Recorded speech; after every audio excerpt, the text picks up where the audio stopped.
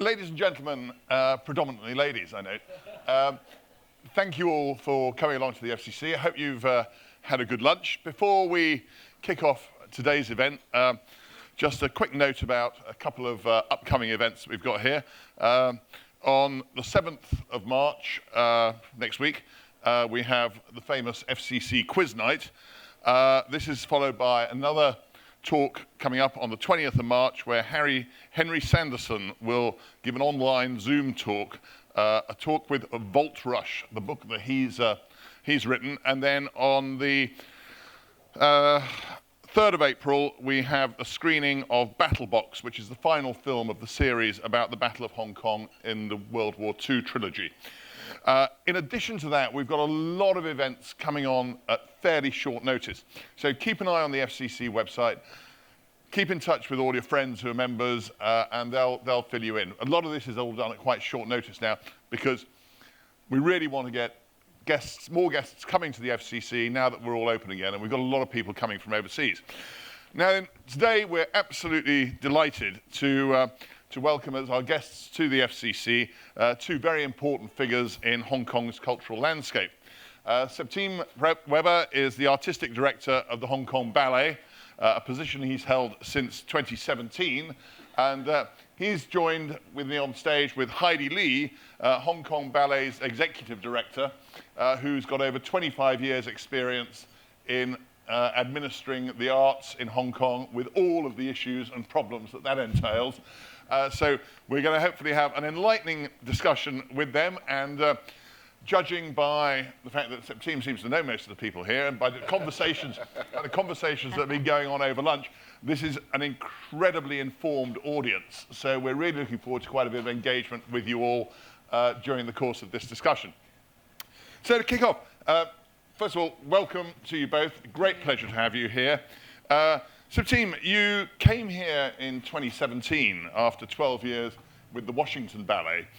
And in your time in Hong Kong, in your time here at the Hong Kong Ballet, it's become much higher profile and more accessible to a broader audience. How did you go about doing this? And were there any specific challenges in taking on an Asian ballet company when you arrived here? Well, I'll answer the last part first, I guess. In terms of Asian ballet company, the work in the studio was the same. There was no change. What I actually do, my core responsibilities, the most important thing I do is ensure that dancers' careers are developed and that we produce interesting work that sparks the imagination of the public, and that we recruit, and the work in the studio is the same all over the world.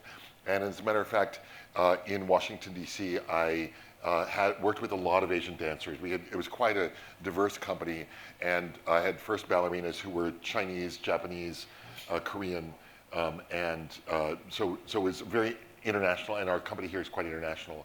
So the difference, there's not really a difference in what we do in the studio or on stage. That remains the same.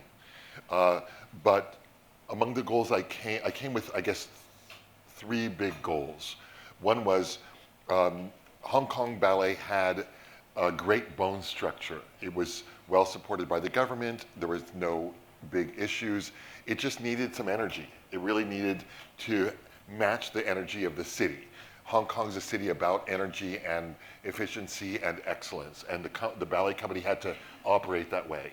I arrived, we didn't get more money from the government, actually. Well supported, but it's the same, those resources. I think it was just getting in there and bringing some creativity, new programming. So we wouldn't, the point of view of the repertoire before me, it was elegant, but a bit of a colonial point of view, to be honest. And so my second goal was to make Hong Kong Ballet more Hong Kong and more international at the same time. So the contemporary repertoire would be of some of the greatest dance makers in the world. We're doing next season a work by William Forsythe, one of the great avant-garde geniuses in postmodern ballet, and also doing work that reflects Hong Kong culture. So those things simultaneously, and raising the classical standards. And the third, well, I guess maybe I'll pause on that one. The thing about the Hong Kong piece was really important, and we did that one in 3 ways. Developing a Hong Kong brand and identity, so people would think of us as a Hong Kong company and not just a generic ballet company.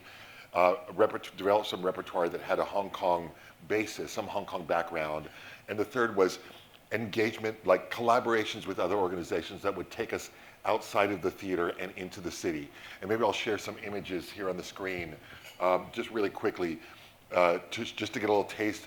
Some of you might be familiar with some of these images because they all went viral for real. But my first season that I planned was 2018, 2019, and we had a lot of fun with kind of cheeky images of old Hong Kong and new Hong Kong. And I'll just go really quickly. This is a temple quite a kitschy temple, series of buildings at Repulse Bay. And you can see the dancers in, this is Jumbo. Actually, the female dancer did not know how to swim and was terrified in this particular shoot.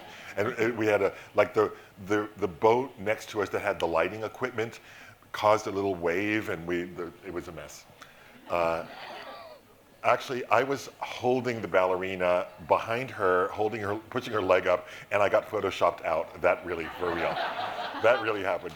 The monster building, we're kind of a little bit stereotypical in a way. This is a kind of a Mito Cafe, a little bit of In the Mood for Love quote. This is after a year, the next year we evolved the brand. These got a lot of traction. In Hong Kong, the Hong Kong Tourism Bureau used the images. The largest washing machine manufacturer in China stole the images and photoshopped washing machines into the images, and we had to write a cease and desist letter. So you can see this is year 2, went with different colors, a different kind of feeling, but same idea, just an evolved campaign. Fun dim sum. So these are, we've done 5 years worth of these campaigns, so they continue and evolve in different kinds of ways. In this year, we also developed a short 2-minute brand video that went viral. And here's Hong Kong's a city about luxury, so we were having fun, sort of tongue-in-cheek.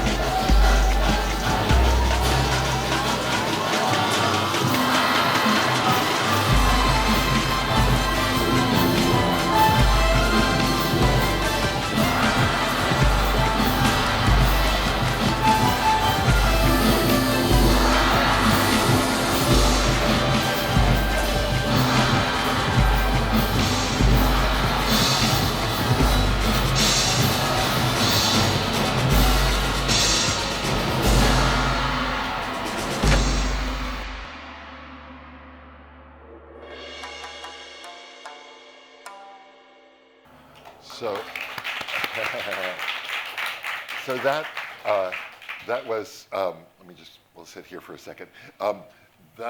One part was about the brand, and that we could do right away. And something maybe 10 years ago, read an article in the American Journal for Philanthropy. It was a study about why people give to dance. And about 8% of people give to ballet companies because they love ballet. 64% give because they They want to help the community, and they think it's good for the community. I know that a lot of our supporters, people who will come to the ballet ball once a year, don't necessarily come to the ballet every show. They're not necessarily ballet lovers. They support us because, and they like that Hong Kong has a ballet company. And we knew that the brand videos and the brand, these campaigns, would affect us in terms of having people in Hong Kong begin to associate Hong Kong Ballet as an important entity, whether you came to see a show or not.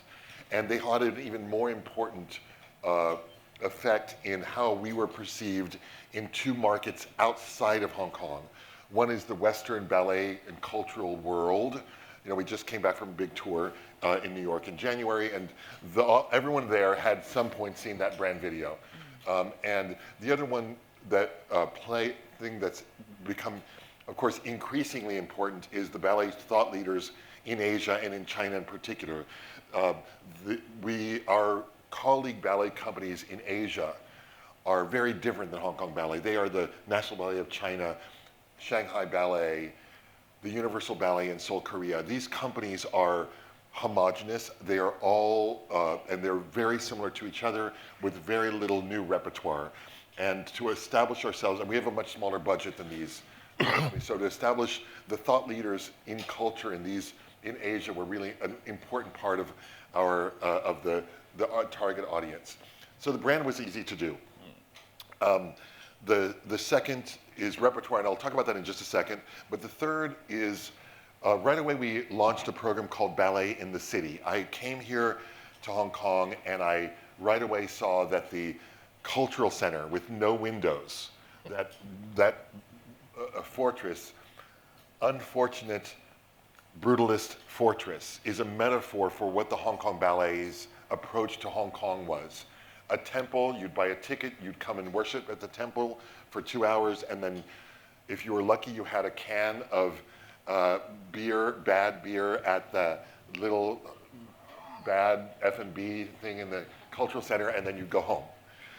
And there was nothing that actually brought us into Hong Kong. And the repertoire was the standard classics and occasionally a Pinocchio. And so we launched something called Ballet in the City, and we got we had a bold vision for it, and we got quite a lot of funding from the government to do large-scale pop-up performances activating iconic locations in Hong Kong. The first one was at Daegun when it first opened. We did main stage performances, and I commissioned 9 3-minute short works for different places throughout the site. Heidi and I got to know each other because it evolved into Wear Dance, a fashion collaboration, and about 7,000 people saw us there. 30,000 saw us at Daegun over a weekend. We did this quite a lot, more than our dancers preferred, actually, until the pandemic.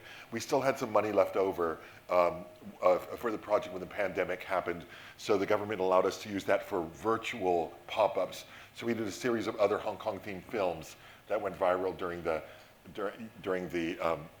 pandemic and had a greater effect internationally. Actually, when you go home tonight on YouTube, go type in Cyberpunk Ballet and you'll see one of them. It's really amazing. Maybe we'll show it if we have time later. So that was another piece, is the outreach that we do into the city. We last year did a big project at M+ surrounding climate change. This year we're doing a big collaboration with Hong Kong Disneyland, which is a very different kind of thing. It's more commercial and less, but it'll also bring us outside to a new audience. So that's a second piece. The third piece that took a little longer to germinate is the way in which the repertoire reflects Hong Kong culture. To some degree, it took a little longer because I wanted to ensure, I didn't want to be the Gweilo who got things wrong. So I wanted to take a couple of years of living here and understanding and doing research before I worked on any repertoire that kind of reflected Hong Kong as a city. And I'm actually this July premiering a third in a trilogy of Hong Kong themed works.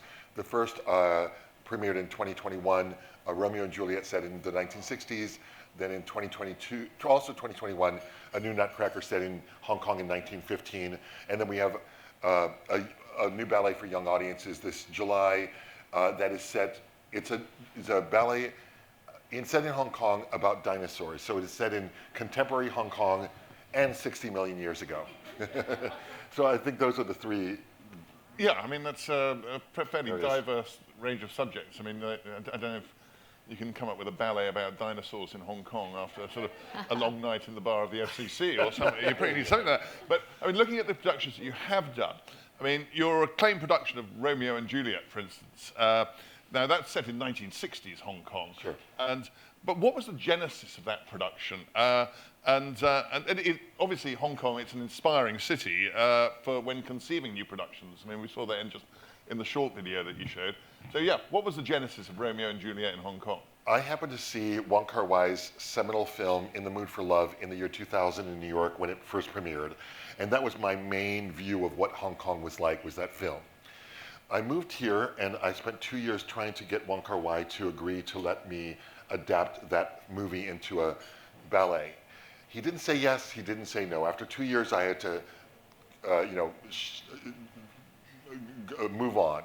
And during a 16-hour flight to New York, I wrote a libretto for the life story of Bruce Lee, which is operatic in nature. I mean, first Asian crossover superstar in the world. I asked my mother for a yellow jumpsuit when I was 7 years old, because, I mean, I have a story. And he died supposedly in the bed of his mistress when he was 34. I mean, it's got everything there that you want in a story. I came back and after a premiere of another work, I was talking to one of our board members and also the costume and set designer I was working with, who was doing that ballet and was going to do Bruce Lee. And I said, Flora, we're going to do this new ballet, Bruce Lee. What do you think? She said, Septime, it's a really good idea, and if you do it well, it'll be very successful. But you must be warned that for Chinese people, doing a ballet about Bruce Lee is like doing a ballet about Jesus or Mohammed. You better know your shit. And so without skipping a beat, I turned to the designer and said, how about a Romeo and Juliet set in Hong Kong in the early 1960s? That's how that came to pass. Okay, so that's how that came to pass. Well, great. And obviously, that really was an incredibly successful production that you've just done a successful tour of the United States on. Sure, and it was actually because of the pandemic, we had some extra time to work on it, and there were a few things I knew that would be easy to do. Juliet, I knew all there was to know about Shanghainese immigration to Hong Kong in the 50s and 60s, fleeing communism. That was a lot of the wealth in Shanghai. So I did a lot of research.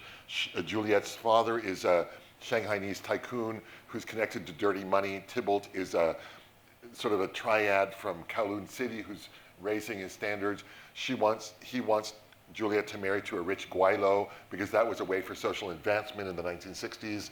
Romeo's international, not Chinese, and not white. And it was played by a Brazilian, mixed race Brazilian dancer.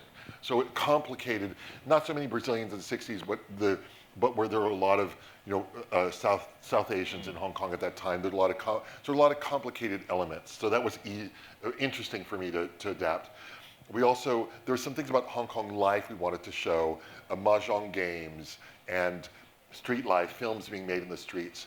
And one of the biggest challenges that Prokofiev wrote some major sword fighting scenes in Act 1, a big sword fighting scene for the whole company, and then 2 duels to the death between Mercutio and Tybalt and Romeo.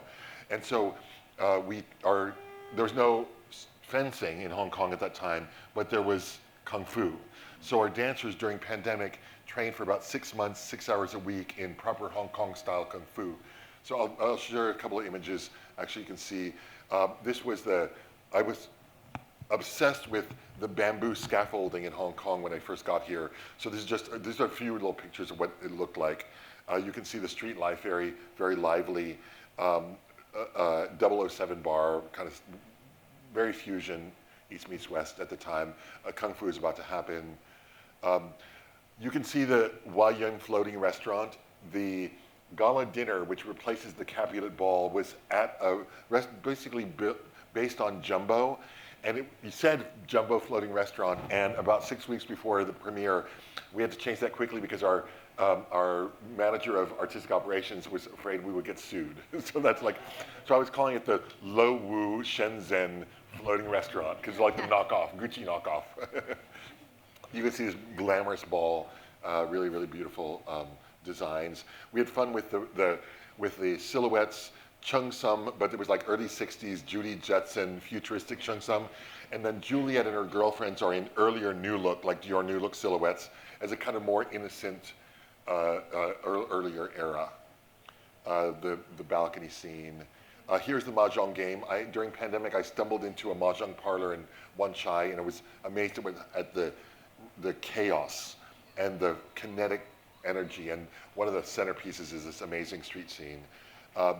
This red bed, Heidi hates when I say this because she's afraid that Wong Kar-wai will sue us, but there's a Tony Leung rents an apartment like a love nest to meet Maggie Cheung, and everything's red, and that's a quote of that.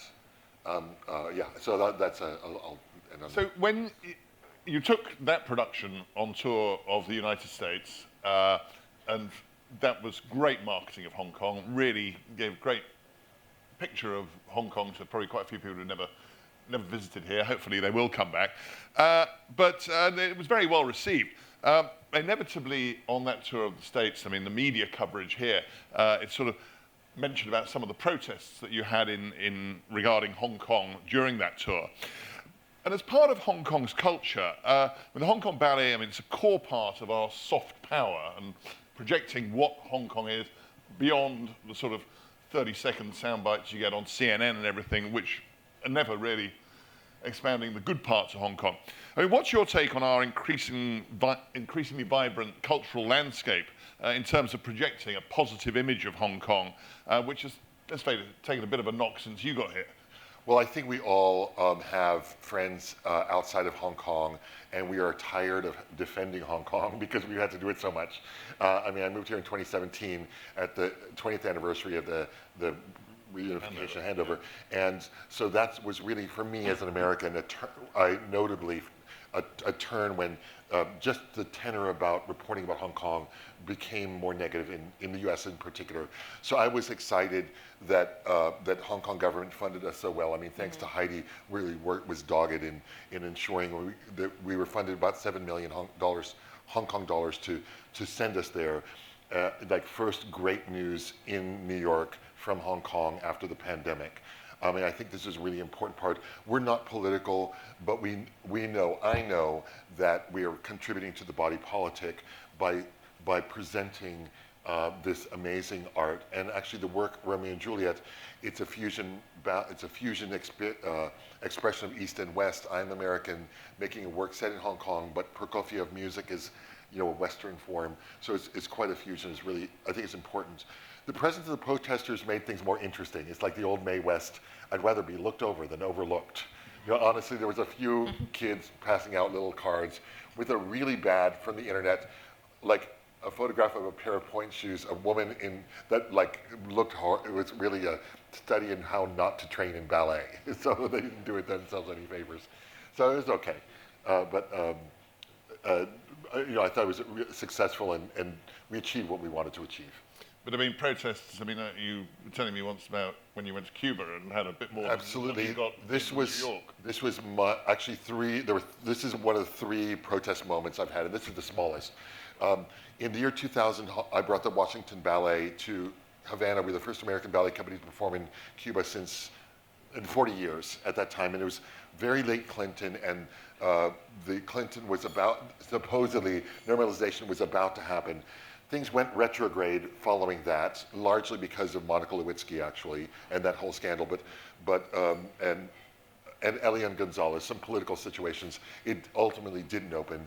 But when we got back, the Cuban American community, of which my cousins, I'm half Cuban, so my cousins in Miami and all of that group started a phone campaign, which you could do back then, and we had protesters, about 500 protesters. I had to go through a gauntlet in Washington, D.C.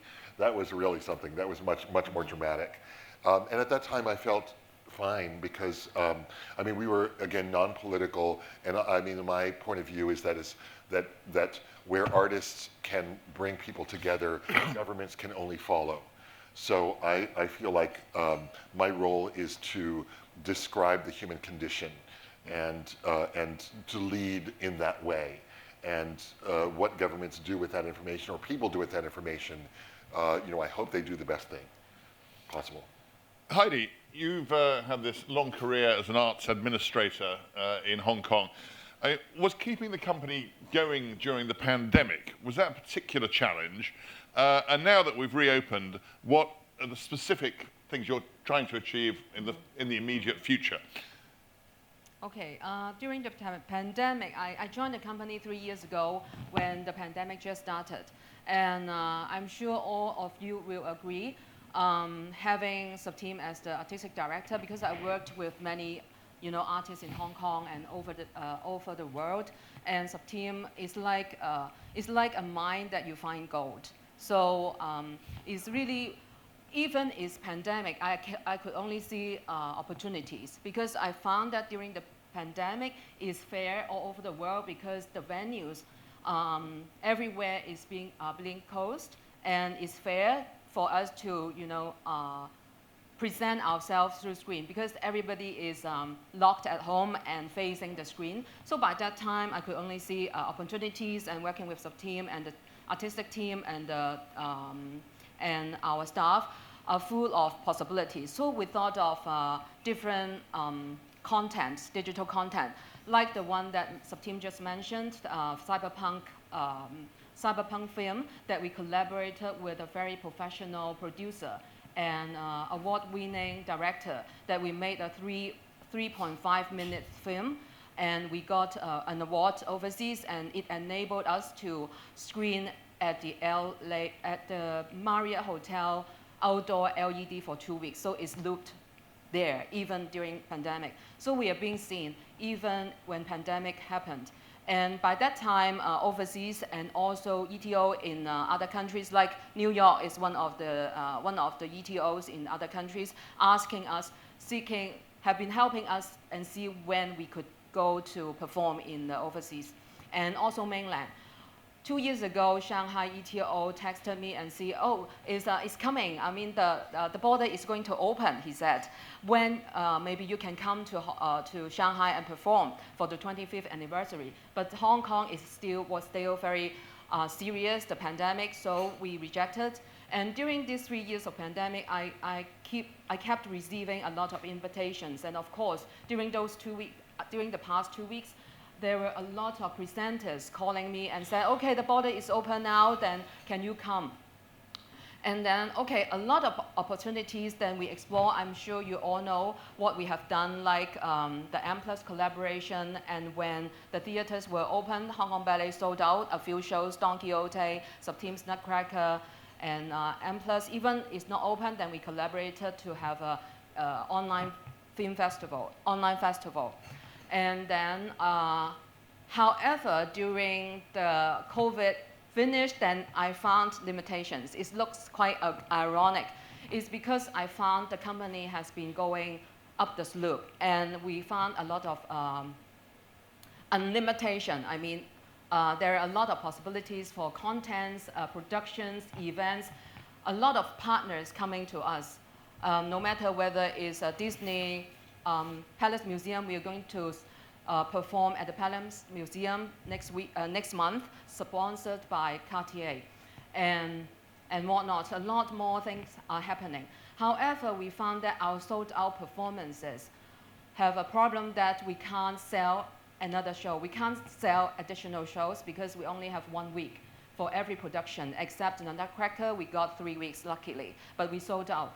So the limitations are the venues. So we keep exploring to perform outdoor. In November this year, we're going to collaborate with New World Development and commissioned by LCSD, Leisure and Cultural Services Department, to perform a pop culture festival for a weekend in November. So that's very ironically, during the pandemic, we have lots of opportunities because everything is online. Everybody in the whole world liked the Septime, like the video that Septime just showed. I think we got over 3 million viewership during the pandemic. And so, so the challenges was that we have to talk to the government and seek for more venues and performance venues, and also due to Septime has come, we have a lot of events and activities. And so we have a limited manpower. So we have been extending a few headcounts yearly. However, because of the space, not only studio, but also the office space, we have additional headcounts, but they have nowhere to sit. So it's the space in Hong Kong generally, not only for the cultural field. So the coming thing is to explore, of course, the mainland tour, because we are being invited, and we are trying to negotiate an agent who's also Wu Promotions, who's presenting the top orchestra in the world, like Philharmonic Orchestra, like the Berlin Philharmonic, also under his management. So this is one of the scheme. But yeah, so just to share some challenges and possibilities. Well, it seems to have come through it very, very well. Now, as I mentioned at the start, we've got an incredibly knowledgeable group of people here today. So I want to make sure that we've got as much time as possible for Q&A. So if anybody does have a question, please raise your hand. You'll be passed a microphone. And if you could just sort of say who you are, ask the question, and then our experts will then reply. Well, before, sorry, Barbara last. Yep. Use the microphone. Hi, I'm Barbara, FCC member and huge fan of the ballet. Septime, did you have a person or something that happened that was your main inspiration? I come from a family of 9. I'm the seventh son, and 8 brothers and 1 sister, and I followed my sister to ballet school. I was quite good. She was very bad. In my family, you couldn't announce you're going to be a ballet dancer, so I told everyone I was going to be a Jesuit priest. And then, because that was a good way for the 7th son to get positive attention. At 16, when I realized much of what I believed was a metaphor, I thought, I can't give my life to a metaphor. So I said I would be a lawyer. And was interested actually in politics and have an undergraduate degree in pre-law from the University of Texas. But when I was small, I just naturally gravitated to the world of theater and wrote my first play when I was 10 for my sister, who was my muse. And it was called The Case of the Recurring Ennui. And I'd heard the word ennui, and I knew it meant something like bored. And my sister was wearing, she was on a chaise that I made out of suitcases and a red crushed velvet bedspread. And she was lying on it in a white strapless fishtail gown that I'd made from her canopy of her bed and safety pins. And her first line was, "I've never been so ennui in all my life." As that was like the start of it all. It got positive attention, and I just gravitated. So she was a better actress? Yes, she was better. Yes, she does. Good job.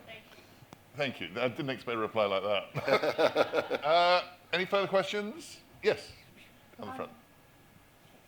Thank you, Heidi, for explaining the challenges. That answered a few of my questions, actually, because it does seem that we have a real shortage of space, because all that effort to produce these amazing productions, and then we just can't get a ticket sometimes, like Coco. Anyhow, I actually have a question that goes back to the beginning, and either of you can answer that. I absolutely love your marketing materials, the posters, the catalogues, the video clips, everything. You know, we've lived in Hong Kong a long time. We see a lot of people come and go, and you want to buy them that ultimate gift. And we don't have Shanghai Tang anymore, and how much of that can you have? I would dearly love to give a grand coffee table book to someone with all of those amazing pictures and a bit of detail, like you were giving Septime, the background behind the Tai Po families and so on. Is there any thought to being able to capture all of this in some kind of tangible memento that people can carry with them when they leave Hong Kong, or when others, or just to have in your coffee table anyway? Let's get on that. Okay. 3 years ago when I came, I started to have the online shop for Hong Kong Ballet, and we have been developing a lot of merchandise. And this morning we just had a meeting with potential sponsors, and we talked about the NFTs. And actually we have been trying to finding other source of income as well as branding to build our brand further. Of course, there is issues that we need to negotiate and to make sure that the copyrights that we got from those images were approved by the creative, both Septime and Design Army, who has been collaborated with Hong Kong Ballet and Septime for years, that you saw the images in the early 3 years that Septime designed. And also, there is a furniture showroom down at the Dudley Street, which calls Andante. That the owner of Andante is our honorary photographer, who has been taking photos for us for 30 years because his wife was our former ballet mistress.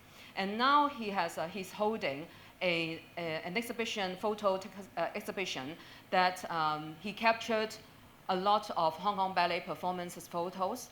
And so the exhibitions is down there and is for sale. And for example, this kind of exhibitions and selling of artworks, all incomes will go to Hong Kong Ballet. So of course, it's not directly related to your questions, but we have been developing different kind of merchandises like NFTs. We tried to make use of those images to make NFTs, and maybe we also make T-shirts before. But I will take your advice and to develop further with those beautiful images to make these gifts available online. My husband and I have a 2.5-year-old son, and I've been working on he has got an amazing pop-up book. I've been working on a concept of our Nutcracker adapted into an illustrated pop-up book that is the Nutcracker. So that's one of my little current pet projects I'm working on. So we'll see what happens. Yeah. Looks like we're getting towards what you're aiming for. But yes, a big collection. They are fantastic. Yeah. They are fantastic, those photographs. I think we should further promote the merchandise. Yeah. Yes, down at the front here. Hello, I'm Roberta Hamilton. I'm an FCC member. I love everything that you do. I try and go to everything. It's all wonderful, all the productions that you've talked about. I know the previous questioner touched on this, and I know Heidi talked a little bit about this, but just your runs are so short. It's very difficult to get tickets. It's all over before. It's so difficult. I've got 3 daughters. Try getting 5 tickets to a Hong Kong Ballet production. It's impossible. It's really difficult, and you produce such wonderful work. And I know you slightly touched on this, and I understand you have touring commitments. And I imagine it's very heartbreaking from the creative perspective, all the work that goes in as well. Is this simply a venue thing? Is this because obviously I'm from the UK, the Royal Ballet's got the Opera House, EMB's got it. Is this the issue, or is it touring commitments? What is the factor? It is a really practical problem that Hong Kong Ballet, we could do double the number of shows we do. Coco Chanel sold out in 36 hours. I mean, really. So yes, it's a space problem. There's not enough theaters, and the theaters are managed the same way they were 30 years ago. So the Hong Kong Ballet of 30 years ago took a certain number of weeks in the theater. That was sufficient for its popularity at that time. We are in a fight right now with LCSD to get more shows. Yeah. So and it's actually we shared with Barbara before the lunch, and it's a historical problem before also. Because Hong Kong Ballet originally 43 years ago was just a ballet school, and we are still in a very humble office at the Happy Valley, sponsored by Hong Kong Jockey Club. And in 1967, when the British government started to, but there was protest by that time, and the British government started to build Hong Kong City Hall to distract, the teenagers' energy. So they started to build the City Hall, and then also they established 3 main performing groups in Hong Kong: Hong Kong Dance Company, Hong Kong Repertory Theatre, and Hong Kong Chinese Orchestra. And the people worked there were civil servants by that time. So it's the mindset of having leisure activities to serve the community. However, I can say the progress is very slow, and the government nowadays are still bearing those mindsets, and it's leisure. But now, of course, they started to establish the Cultural, Sports and Tourism Bureau last year, which means cultural will go first and no more leisure and cultural services department. So we're looking forward to talk to the government, and we're also looking forward to the completion of the West Kowloon's Lyric Theatre Complex. And all the cranes that are next to M+, the Lyric Theatre will be a dance-specific opera house, and we will be the primary users. So that will change things significantly. It's scheduled to open in 2026. Yeah. So we'll do Coco again there. So there's definitely growth in the Right. opportunities we got Yes, here. for sure. Yeah. So please help. Sorry, Well, Tim. I was going to Please- say, Heidi, I mean, sorry. is there anything we can do Okay. to sort of Yeah, that's lobby, why help? I would like to advocate every one here. Whenever you meet someone from the government, just tell them we can't buy the tickets of Hong Kong Ballet, and we wish that they can have more space, and we want to see them more. I mean, yeah, I think so many people have heard about this, and yeah, so please help, Anything further? Mr. Liu. Oh, yes. Kim Min. Liu Kin Ming, an associate governor of the club. Welcome to the FCC. My daughter went to the New York performance and she loved it and made her so proud. Great. I remember when you, not long after you came to Hong Kong, you gave an interview in which you said something like, before you moved to Hong Kong, you read the Washington Post, the New York Times, which gave a very different viewpoint from your own experience in Hong Kong. Now, many more years later in Hong Kong, what do you think the Post or the New York Times of the world are doing in terms of Hong Kong? Thank you.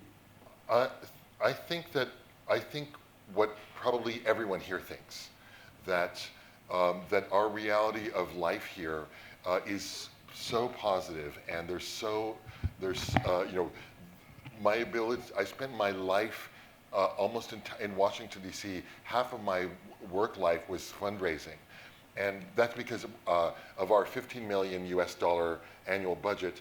$80,000 came from the government. Here, the government provides 65% of our annual budget. So I can actually be more of an artist more here than I could in my previous life because of the practicalities. There, you eat what you kill, basically. And so I feel like there's so much positive, and that I mean, every time we put out a video online, the cyberpunk video, whatever that you see, all those images that you see, they go out there in the international world, and I think it has a positive effect on it. The difference between now, 5 years ago and now, is I feel like I'm a Hong Konger now. You know, I feel like I've been here. And someone who lives in a place for 5 years, they may be invested, they may not be. Because of I'm naturally a contextualist, I'm naturally a community person, and I'm naturally, you know, want to be where want to invest where I am. I feel like I've been here for 15 years. I don't feel like a recent arriver at all. Particularly, maybe we were all forged by the same fire of the pandemic and also the social unrest before that. I feel like I've been through the fire.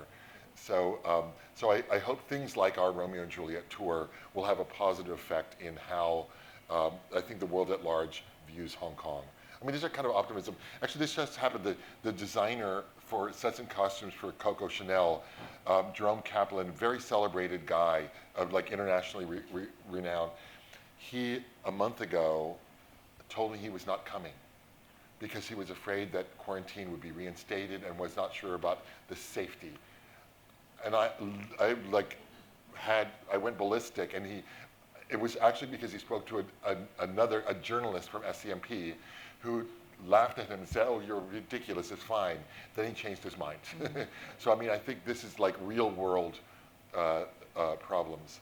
But hopefully, you know, we're trying to bring positive beauty in the world. We're trying to tell the human story in a way that is aesthetic. We're trying to reflect the ideal world in what we do. You know, when the curtain goes up, you see a metaphor of the world as it should be. That's what we do as classical artists. And that's what we do is by existing, we're telling the people the world can be beautiful. So hopefully that will reflect in lots of send ripples in, you know, the media, in all sorts of platforms. Very positive outlook. Thank you very much for that. A good message for all of us to take away from here. Any further questions? Oh, yes, one more here.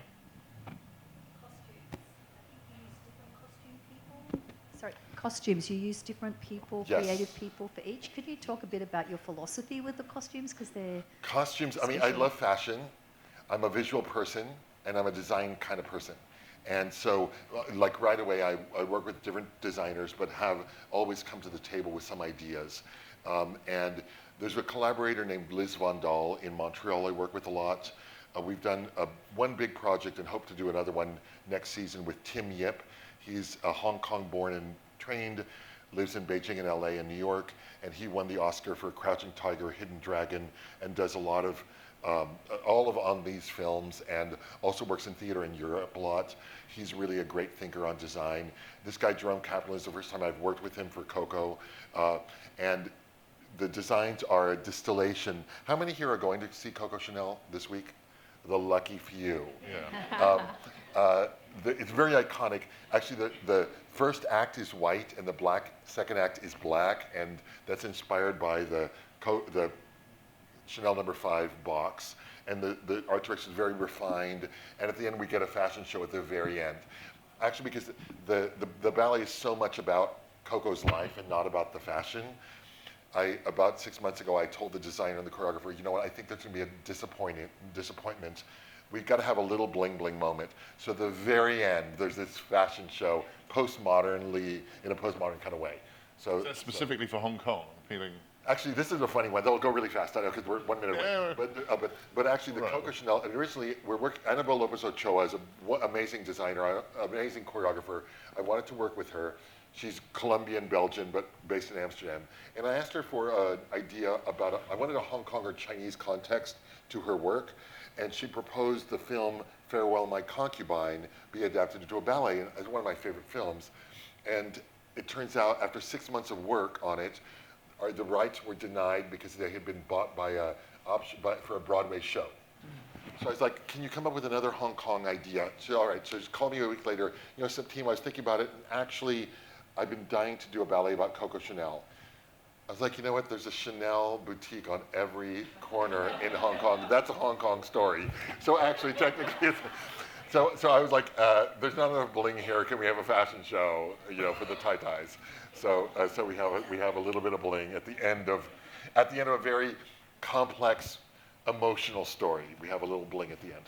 And it looks like you could fill the place for quite a few weeks as well. Yes. So the fashions are cute, are good. It's just been an interest. It's an interest in mine. So I make sure that. I mean, I think the costume, the wardrobe. Our wardrobe supervisor is about to quit because I have her working so much. But yeah, thank you. I'm glad you enjoyed them. Well, we're now at the witching hour of 2 o'clock when we always wind up. I'd really like to thank you all for being here, and in particular, Septime and Heidi, for sharing your views. It's just so good to hear what John Lee keeps telling us all to do.